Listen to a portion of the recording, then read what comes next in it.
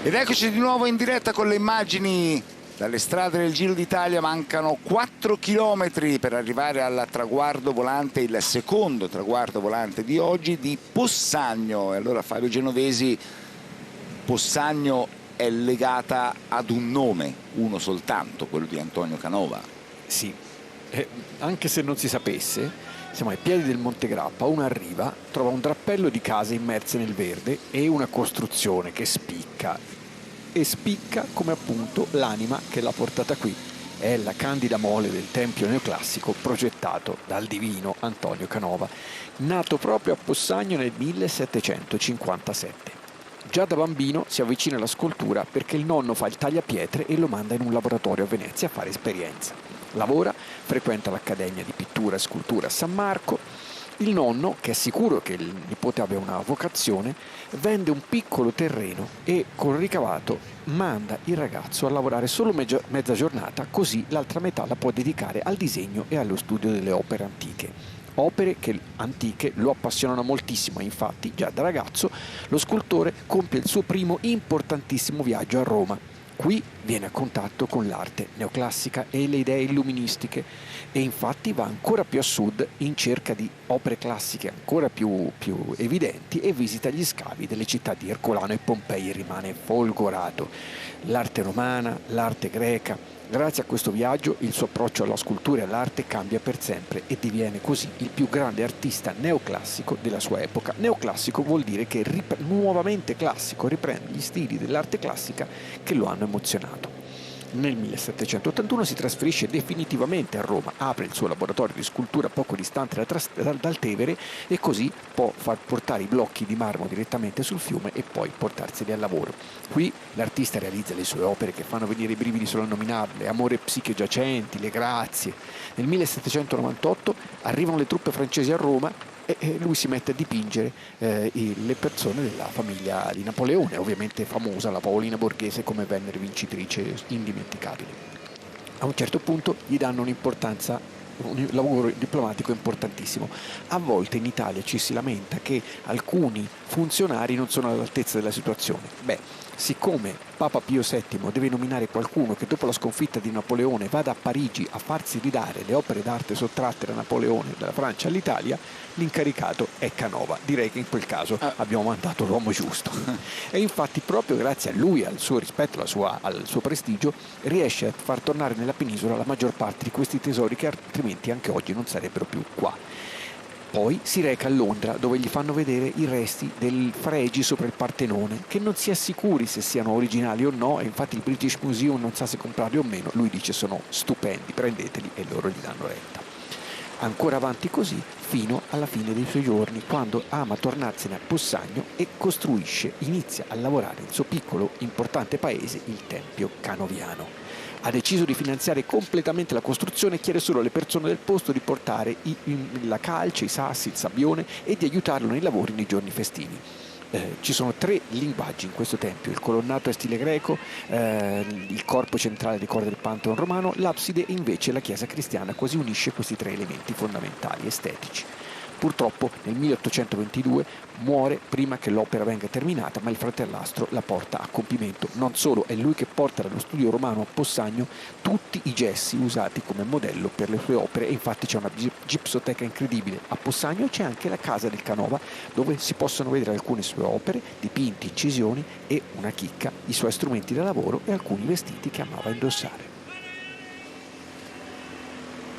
Davvero meraviglioso anche questo museo, non fosse altro per vedere appunto gli attrezzi che usava Canova. Sì, tutte cose a mano di uno che ha cominciato come tagliapietre, scalpellino. Lì, ecco, uno dice un genio, ma un genio che aveva anche una conoscenza artigianale, ecco, dell'opera. E stiamo arrivando per il traguardo volante nella sua Possagno con Sepeda, Formolo, Ulissi, Joshua Tarlin. Questo è il gruppetto che aveva preso un leggero margine di vantaggio, perché poi c'è sempre da considerare anche questa incognita del numero, no Stefano? In tanti non possono avere chiaramente grandissimo futuro, anche se adesso ci penserà il Grappa a fare la selezione. quei 25 km del Grappa sono tanti, è una salita molto molto lunga. Ci penseranno queste squadre che hanno più elementi, più corridori, come la Giacomo Alula, come la Movistar, che ha un grande interesse, che si chiama Ener Rubio, settimo lo scorso anno. Anche la XDS Astana, bisogna... sì, cioè loro... adesso si è messa in una gran bella posizione, però ora non possono sbagliare, perché devono pensare alla vittoria di tappa, forse, ma il primo obiettivo è quello del Gran Premio della Montagna di prima categoria per Lorenzo Fortunato. Tantissimi punti ci sono in palio quest'oggi, anche il secondo in classifica è anche Diego Lissi, è vero, però potrebbe fare questa operazione. Tutto dipenderà ora dal ritmo della UAE Emirates dietro, e ora Movistar, e guarda, hai visto molto bene come si sta muovendo la XDS Astana, però manca Lorenzo Fortunato, l'uomo al terreno, atteso al terreno per rientrare su questo gruppetto. Però all'inizio del Grappa mancano ancora 15-20 km, devono rientrare immediatamente. Io credo che Ulissi con Scaroni dovrebbero un po' aspettare proprio il rientro di Fortunato, e Marco Frigo invece sa che l'azione è importante, vuole portare via un gruppetto dal gruppetto.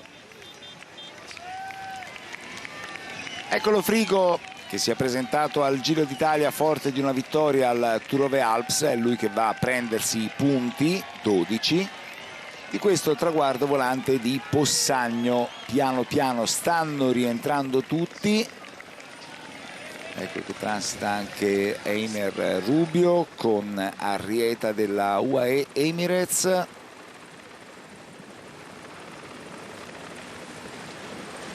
Eccolo qua che lo rivediamo, insomma, ecco la testimonianza meravigliosa del Tempio Canoviano. Davanti Greco, poi dietro arte romana sopra il Pantheon e poi l'impianto della chiesa. Quindi ha unito la bellezza greca, la bellezza romana e la bellezza dell'arte cristiana. Insomma, il Canova, Basta il nome. È pur vero, uno dice bella, è pur vero che il Canova, insomma, pensare che questo è Possagno, un nome che a molti magari lì per lì non dice molto, è incredibile quanti tesori ci siano in questo paese. E questo invece è quello che succede dietro con la UAE Emirates, che per il momento si limita a controllare, nulla di più, e il vantaggio è di 3 minuti e 14. Allora, eravamo partiti con 10 minuti, la fuga può volare a 10 minuti, poi sono diventati 8, adesso a tuo avviso Stefano quali può essere il tempo massimo che lasceranno i fuggitivi? Dipende quanto preoccupa Rubio a UAE Emirates, 4-5 minuti potrebbe essere quello il vantaggio massimo. Un Rubio che è arrivato settimo l'anno scorso, ha vinto un Giro d'Italia Under 23 e quindi preoccupa, ma soprattutto perché ha dei compagni di squadra che possono lavorare come Formolo. Capiremo a inizio Grappa quale sarà il ritmo che vorrà imporre soprattutto l'UAE Emirates.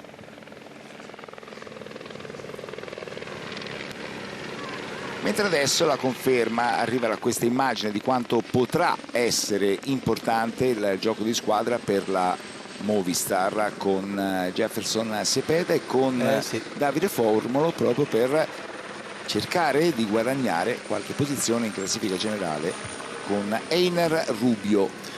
Ma sai, hanno il vantaggio di avere il Grappa, Cepeda e Formolo sono due corridori che vanno molto bene, l'interesse è fare un ritmo costante, che non ci siano scatti contro scatti, soprattutto per l'interesse di Rubio, e potrebbero avere anche l'aiuto della XDS Astana in un certo momento. Un Marco Frigo che corre in casa, è di Bassano del Grappa, classe 2000, ha vinto adesso invece prova a partire Filippo Fiorelli.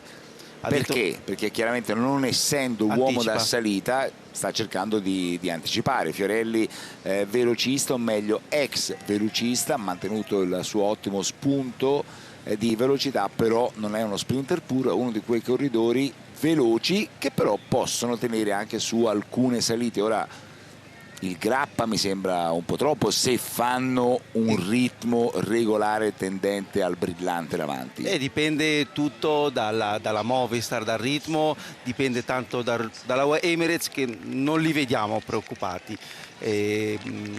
Rubio potrebbe preoccupare, però la corsa e la tappa è ancora molto lunga, si possono cambiare le dinamiche in corsa, quindi la vittoria potrebbe essere davanti con questi corridori di alta qualità e soprattutto questo grande interesse da parte della Movistar e di Enel Rubio per fare un grosso balzo in avanti in classifica generale.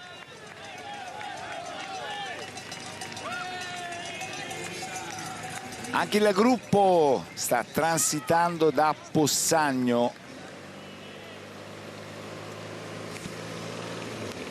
con Caruso che era nelle ultime posizioni, e qua invece con le immagini siamo tornati in testa, siamo tornati davanti. 3,40 adesso è il vantaggio dei battistrada, gruppo che è andato a ricomporsi, si era spezzato in 2-3 tronconi andando verso il traguardo volante di Possagno, invece adesso sono di nuovo tutti insieme. Una decina di chilometri, qualcosina in più, prima di arrivare a Romano dei Zelino, dove comincerà appunto la salita del Monte Grappa.